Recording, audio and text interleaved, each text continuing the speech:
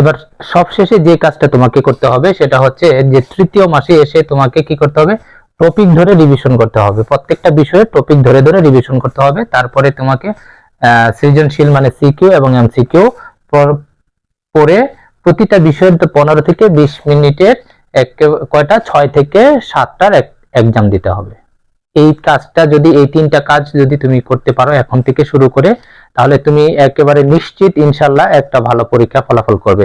বন্ধুরা, তোমাদের জন্য একটা রিকোয়েস্ট বা তোমাদের জন্য একটা পরামর্শ হচ্ছে, জীবনে অনেকটুকু সময় তুমি ব্যয় করেছো, অনেক দিন তুমি ব্যয় করেছো, বন্ধু বান্ধব অনেক ছিল, মাত্র 3টা মাস তুমি নিজেকে একটু নিজের জন্য সময়টা ব্যয় করো, নিজেকে একটা সুন্দর মানে প্রস্তুতিতে নিয়ে আসো, একটা রুটিনের ভিতরে 3 মাস নিয়ে আসো। তোমার সবগুলো আগে যা করতে সবই করো, কিন্তু আস্তে আস্তে কমাই ফেলো। এই 3টা মাস তুমি একটা চ্যালেঞ্জ নাও তোমার কাছে, তুমি নিশ্চিত তুমি একটা ভালো ফলাফল করবে। আর একটা ভালো ফলাফল, একটা তোমার সাকসেস দেখবে তোমার 1000টা সাকসেসের ধারে কাছে নিয়ে যাবে এবং সকলেই তোমাকে বাহবা দিবে। তাহলে আজকে এই পর্যন্তই থাকলো। ধন্যবাদ সকলকে। যদি এটা ভালো লাগে তাহলে তোমাদের সকলকে এই বিষয়টা বোঝার এবং শেয়ার করার